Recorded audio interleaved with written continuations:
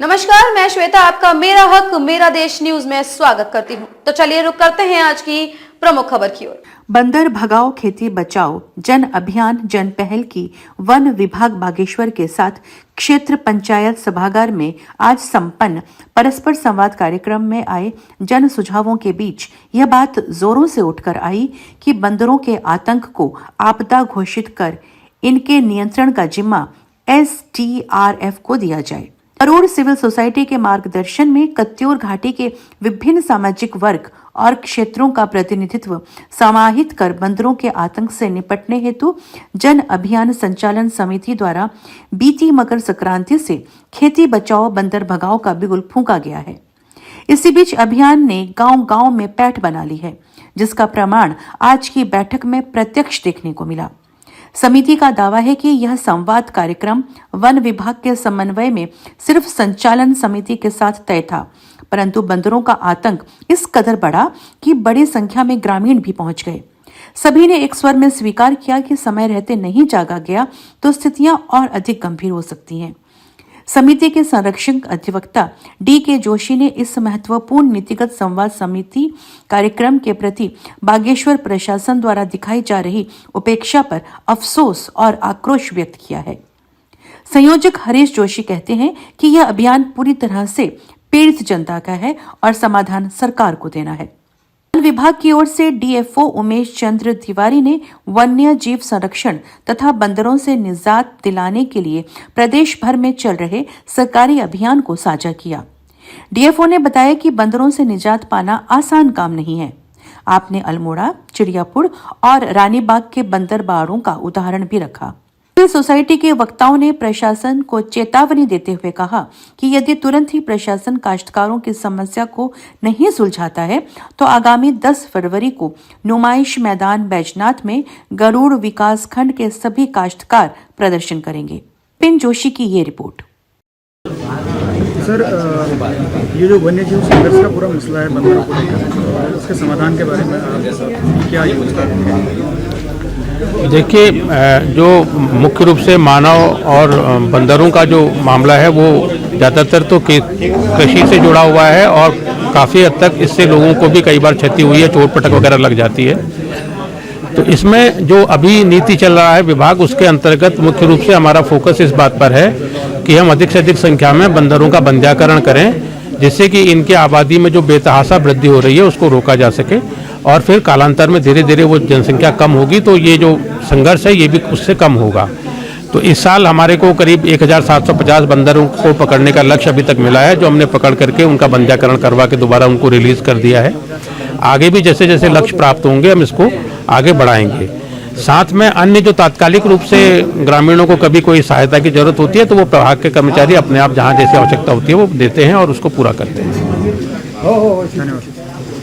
Madam, ये जो बंदरों का पूरा चल रहा है बंदर भगाओ खेती बचाओ, आज की मीटिंग का क्या है, आपकी राय क्या है आगे? बंदर भगाओ खेती बचाओ बैठक आज विकास खंड में हमारे डेपू साहब भी आए थे, दोनों रेंजर आए थे और जनप्रतिनिधि भी आए थे, समस्त काश्तकार भी आए थे।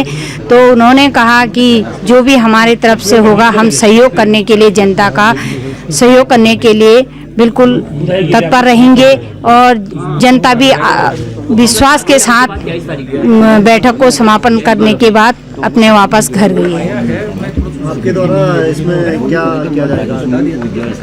मेरा भी यही कहना है कि भाई खेती बचाओ बंदर भगाओ अभियान में बंदरों को निजात पाने के लिए हम डेफो साहब को एक बार पहले भी दे रखे थे, पत्र पहले भी दे रखा था और अब भी देंगे और जनता को लाभ मिलना चाहिए खेती का और बंदरों को निजात पाने के लिए उन्होंने कहा कि हम इनकी बंदर पकड़ करके फैमिली प्लानिंग करेंगे और बंदरों की जनसंख्या कम करने के लिए हम भी इसमें रहेंगे भागीदार।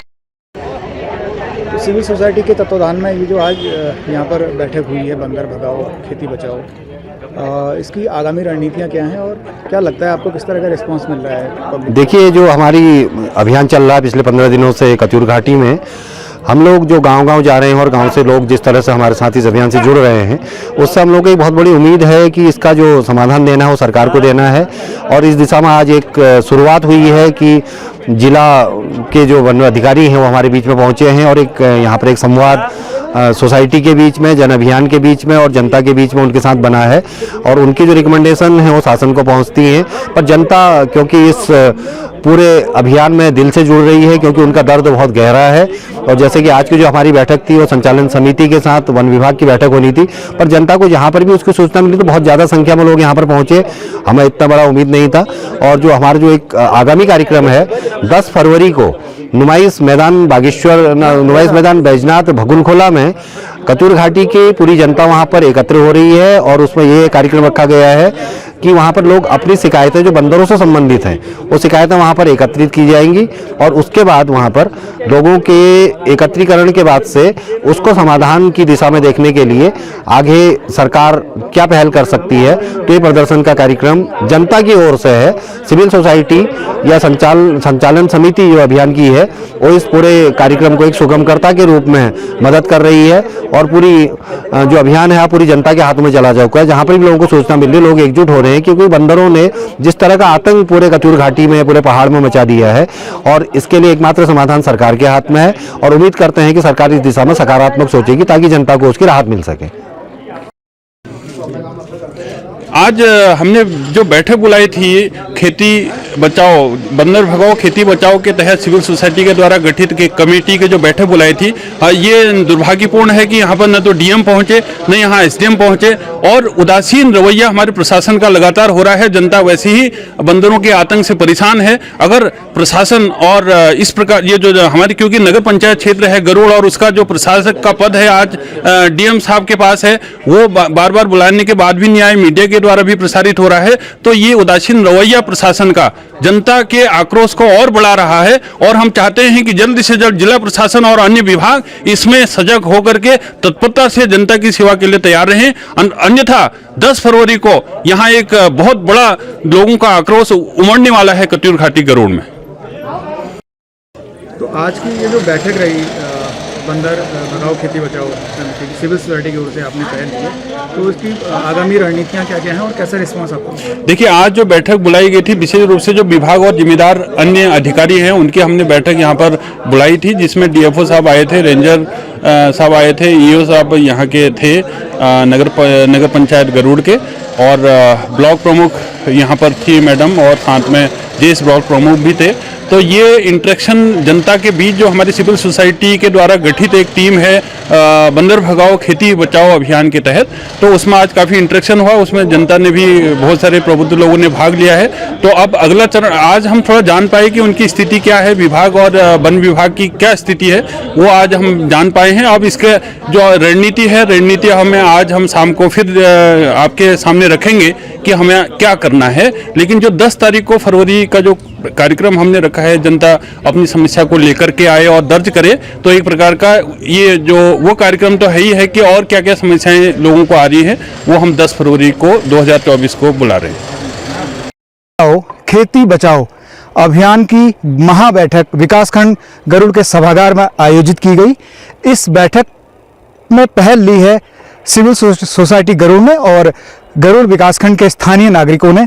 बैठक में डीएफओ समेत रेंजर, जनप्रतिनिधि एवं ब्लॉक प्रमुख भी उपस्थित थी। वक्ताओं ने बंदरों से होने वाले नुकसानों को बयां किया, तो डीएफओ ने प्रशासन और सरकार की तरफ से किए जा रहे प्रयासों को भी साझा किया। विपिन जोशी, मेरा हक मेरा देश न्यूज के लिए बागेश्वर से। खबरों में अब तक के लिए बस इतना ही। फिर होगी आपसे मुलाकात ऐसी ही किसी बड़ी खबर के साथ। तब तक के लिए नमस्कार और देखते रहिए मेरा हक मेरा देश न्यूज।